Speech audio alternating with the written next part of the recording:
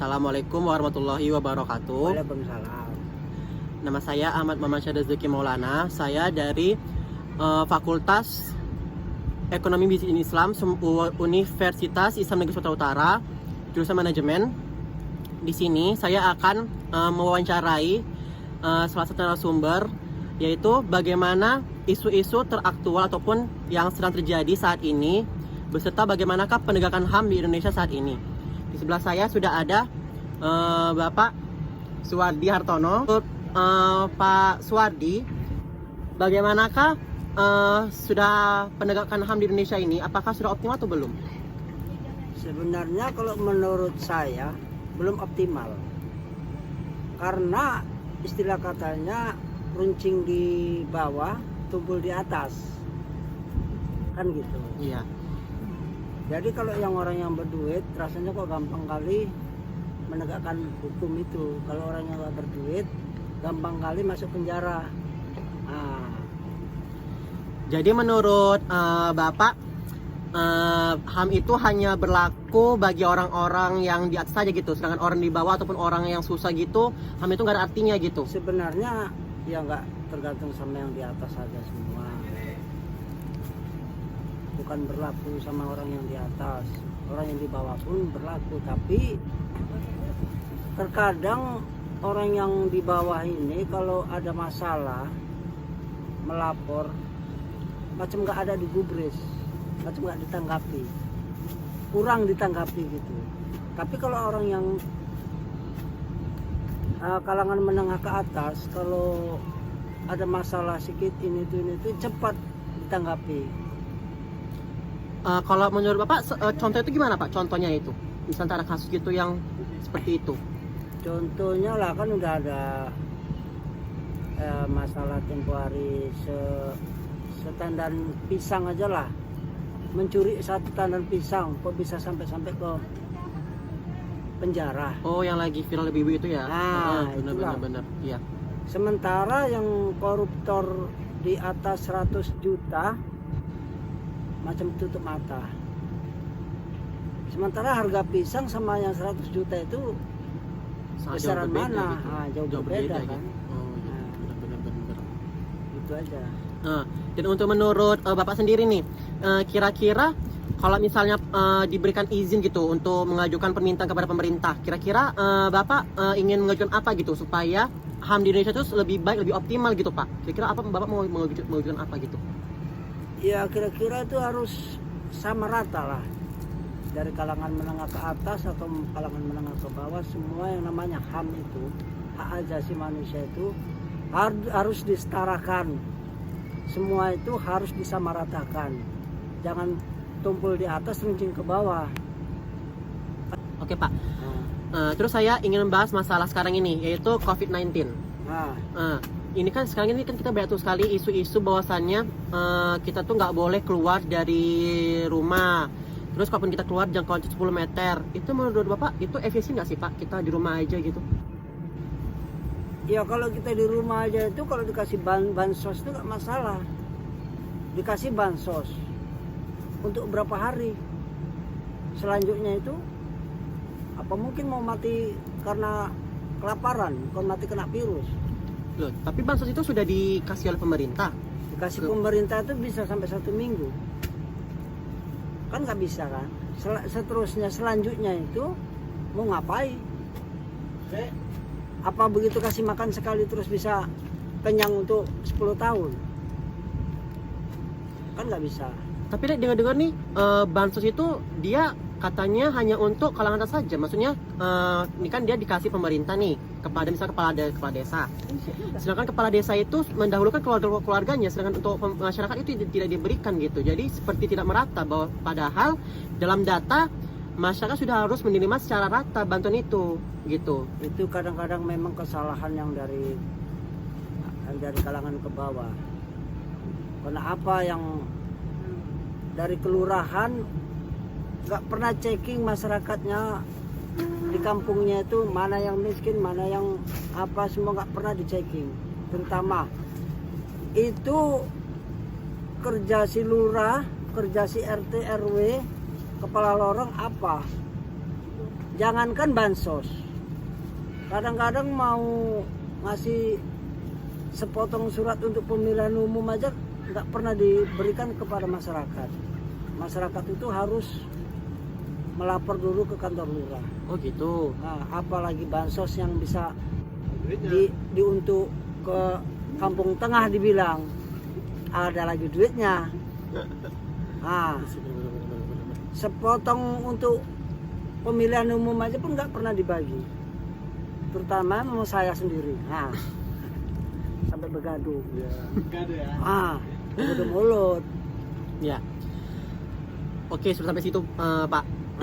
Kemudian untuk COVID-19 sendiri ini, saat itu saya sempat baca nih artikel ada bahwasanya para kumpulan ojek online itu melakukan aksi demo tuh Pak. Aksi demo tuh yang dimana mereka itu tidak setuju bahwasanya karena pandemi ini mereka harus diliburkan gitu. Itu kira-kira benar nggak sih Pak? Akur nggak sih Pak? Karena kan ojek online itu kan dia mata pencarian itu dari situ gitu. Itu tadi dikasih bansos 1 kali, apa bisa untuk 1 minggu. Kalau bisa dimakan 1 bansos itu untuk 10 tahun itu nggak masalah. Apa mungkin orang itu mau diam diri di rumah mau makan apa? Kan gitu. Kecuali negara ini negara kaya, macam di RRT di Cina sana. Nggak boleh keluar semua masyarakatnya, rakyatnya di lockdown. Tapi bantuan itu tetap mengalir dari pagi, siang, malam, setiap hari selama lockdown. Ini hanya ngomong aja, cerita aja. Mau dikasih makan apa? Iya benar. Jadi kalau menurut Bapak itu apa yang harus kita lakukan sebagai masyarakat di saat COVID-19 ini Pak, pandemi ini gitu? Ya, pokoknya udah dianjurkan sama pemerintah itu harus cuci tangan, pakai masker, jaga jarak, itu aja lah. Kalau memang kita nggak mau terpengaruh atau ketularan sama yang lain. Sekian. Oke. Saya rasa itu saja Pak. Ya. Wawancara untuk saya sampaikan. Terima Ya. kasih atas waktunya Ya. dan partisipasinya. Semoga apa yang Bapak sampaikan itu benar-benar bisa membawa perubahan bagi masyarakat Indonesia Pak ya. Terima kasih. Terima kasih ya. Assalamualaikum warahmatullahi wabarakatuh. Waalaikumsalam. Assalamualaikum warahmatullahi wabarakatuh. Nama saya Anggita Rizkia. Saya dari Universitas Islam Negeri Sumatera Utara. Saya dari Prodi Manajemen. Saya akan melakukan survei atau wawancara mengenai opini masyarakat terhadap isu-isu aktual serta penegakan HAM di Indonesia. Sesuai dengan tugas yang diberikan kepada saya dalam bidang mata kuliah kewarganegaraan. Saya perkenalkan Bapak Joko Basuki SE. Assalamualaikum Pak. Waalaikumsalam warahmatullahi wabarakatuh. Oke, saya di sini ingin mewawancari Bapak mengenai isu-isu aktual serta penegakan HAM di Indonesia. Saya lanjut ke pertanyaannya Pak. Pertanyaan saya, apakah keadilan hak asasi manusia itu sudah merata? Belum, sepertinya belum merata. Kenapa bisa begitu? Walaupun lembaga maupun undang-undang mengenai HAM sudah ada, tetapi pelaksanaannya belum maksimal.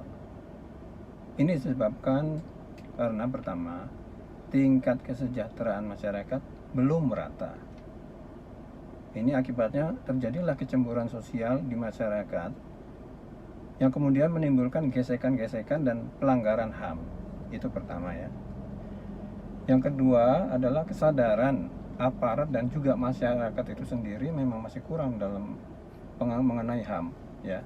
Jadi banyak mereka yang belum paham apa itu HAM.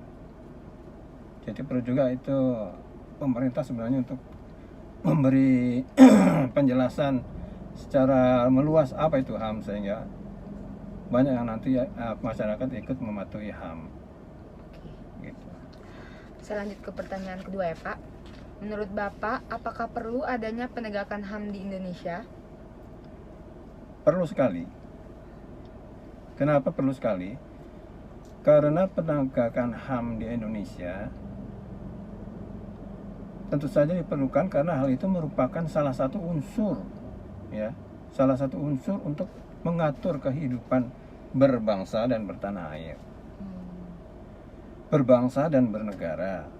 Tanpa penegakan HAM, orang bisa saja berbuat semena-mena terhadap orang lain, ya kan? begitu juga negara bisa berbuat semena-mena terhadap rakyatnya. Atau kemungkinan juga bisa saja rakyatnya berbuat semena-mena terhadap negaranya. Kalau memang nggak ada aturan-aturan HAM di sini, saya kira begitu. Oleh sebab itu, HAM ini untuk penegakannya diatur dalam suatu perundang-undangan yang disebut Undang-Undang HAM. Oke, Pak. Itu saja, Pak. Saya kira itu. Saya lanjut ke pertanyaan selanjutnya. Di saat ini banyak sekali kasus-kasus ataupun berita yang membuat masyarakat itu resah, seperti dilarangnya kita berkumpul satu sama lain. Bagaimana Bapak menanggapi hal itu? Hilang berkumpul Satu satu sama sama lain. lain. Sebenarnya pemerintah saat ini melarang kita berkumpul itu adalah untuk sementara waktu saja. Kenapa demikian? Karena itu untuk mencegah penyebaran COVID-19, ya kan? COVID-19 ya, Pak. Ya, COVID-19 atau COVID-19 setelah yang saat ini sedang menjadi pandemi di negara kita atau juga malah di seluruh dunia, ya kan? Betul sekali, Pak. Jadi kalau itu dikatakan melanggar hak berkumpul, benar itu. Iya. Itu memang benar. Tapi dalam hubungannya dengan HAM, kita mempunyai hak untuk berkumpul, tapi ada juga kewajiban kita yang melekat, yang menyertainya. Apa itu? Yaitu mematuhi peraturan pemerintah yang bertujuan untuk kebaikan masyarakat dan publik. Jadi jangan cuma egois kita hanya untuk diri kita sendiri, kita juga harus memikirkan masyarakat banyak akibatnya. Begitu kira-kira. Selanjut pertanyaan keempat ya, Pak. Dalam menanggapi COVID-19 atau COVID-19 saat ini, menurut Bapak, apa hal yang paling baik yang harus kita lakukan sekarang? Mengikuti aturan pemerintah atau mengikuti hak kita? Mengikuti aturan pemerintah atau hak kita. Iya. Begini ya, dalam hubungannya dengan penegakan HAM, semua itu juga harus ada aturan-aturan dan undang-undangnya. Jadi ada hak, tapi juga harus ada kewajiban yang harus kita penuhi. Jangan cuma menuntut hak aja, tapi kita juga punya kewajiban harus kita penuhi. Jadi misalnya untuk ini, karena pemerintah berkumpul misalnya, itu adalah kewajiban, aturan yang harus kita penuhi juga. Karena itu yang melekat, bukan cuma hak, cuma kewajiban. Jadi kalau menurut kepentingan masyarakat untuk orang banyak, ya harusnya kita ikuti aturan pemerintah. Oke, saya ke pertanyaan terakhir ya, Pak. Ya. Menurut Bapak, apakah pemerintah sudah melakukan pekerjaan mereka dengan baik atau belum dalam menangani pandemi virus COVID-19 ini, Pak? Nah, ini pertanyaan menarik. Apakah pemerintah sudah maksimal gitu ya? Iya, seperti itu. Sebenarnya kalau menurut saya pemerintah dalam menangani pandemi COVID-19 ini bekerja masih kurang maksimal. Kenapa ini bisa terjadi? Nah, ini dilema buat masyarakat, pemerintah. Hal ini karena pemerintah dihadapkan pada dilema antara fokus menangani wabah dengan menjaga kondisi ekonomi agar tetap berjalan baik. Kalau inilah serba salahnya pemerintah, dilema buat pemerintah. Pemerintah fokus menangani COVID, berantakan ekonomi, nggak jalan, yang rugi masyarakat juga. Iya. Sementara kalau nggak ekonomi saja yang ditangani, rusak juga nanti masyarakat karena kena wabah. Makanya nggak bisa maksimal gitu. Jadi belum maksimal lah ya, Pak? Tidak maksimal. Itu saja yang ingin saya tanyakan ke Bapak. Saya Ya. ucapkan terima kasih ya, Pak. Assalamualaikum warahmatullahi wabarakatuh. Waalaikumsalam warahmatullahi wabarakatuh. Assalamualaikum warahmatullahi wabarakatuh. Nama saya Utami Padang dari Universitas Islam Negeri Sumatera Utara, Prodi Manajemen. Saya akan mewawancarai atau mensurvei mengenai opini masyarakat terhadap isu-isu aktual serta penegakan HAM di Indonesia. Sesuai dengan tugas yang diberikan pada saya dalam bidang mata kuliah kewarganegaraan. Di sini saya sudah bersama narasumber ya Ibu Kaloko SPDI. Assalamualaikum Bu. Waalaikumsalam warahmatullahi wabarakatuh. Saya ingin mewawancarai Ibu mengenai isu-isu aktual HAM di Indonesia. Pertanyaannya, apakah menurut Ibu keadilan HAM di Indonesia sudah merata?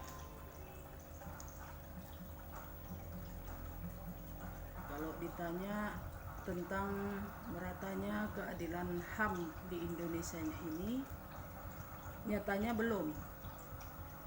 Karena terbukti beberapa kasus pelanggaran HAM seperti tindak kriminalisasi dan belum meratanya di bidang kesehatan, apalagi untuk orang-orang kecil untuk mendapatkan fasilitas yang baik, kesejahteraan belum merata di Indonesia ini. Demikian. Terima kasih Bu. Kehidupan sosial dan ekonomi masyarakat di Indonesia pada saat tengah pandemi COVID-19 pada saat ini sudah membaik apa malah sebaliknya? Boleh dikatakan kehidupan sosial dan ekonomi masyarakat di Indonesia ini, kalau saya menanggapi, belum merata. Karena masih banyak masyarakat yang sudah kehilangan pekerjaan, belum mendapatkan bantuan dari pemerintah. Contoh kecil, seperti usaha yang selama ini dikelola dalam sehari-hari, yaitu pengadaan sound system. Semenjak timbulnya corona ini, tidak ada lagi yang dapat dikerjakan karena pemerintah melarang untuk berkumpul, melarang untuk mengadakan pesta-pesta, melarang mengadakan acara-acara dan yang lain-lain. Secara otomatis stoplah usaha yang kita kelola tersebut, yang notabene-nya usaha tersebut adalah untuk melanjutkan kehidupan sehari-hari.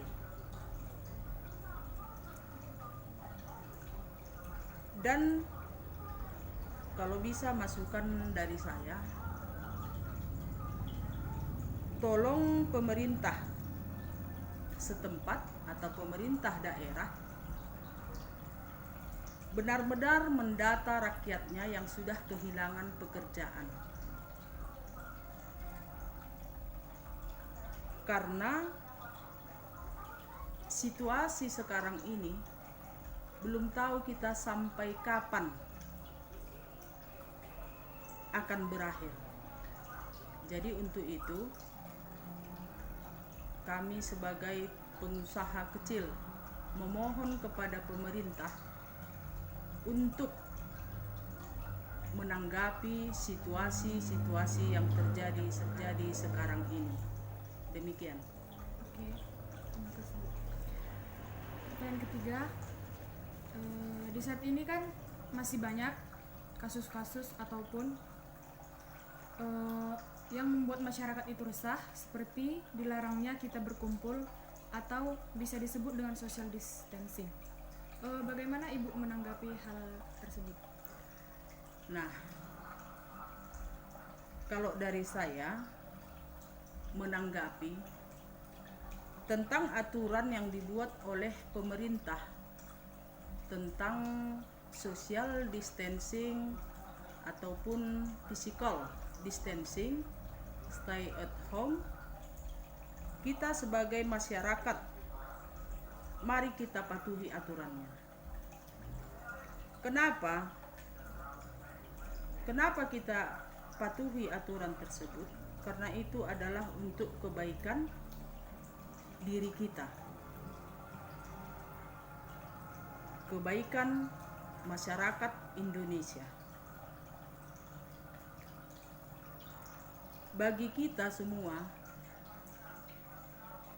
menghindari penularan untuk menghindari menularnya wabah pandemi yang sekarang ini sedang melanda seluruh dunia. Karena penularan ini bisa melalui orang ke orang. Jadi untuk itu mari kita patuhi aturan yang dibuat oleh pemerintah.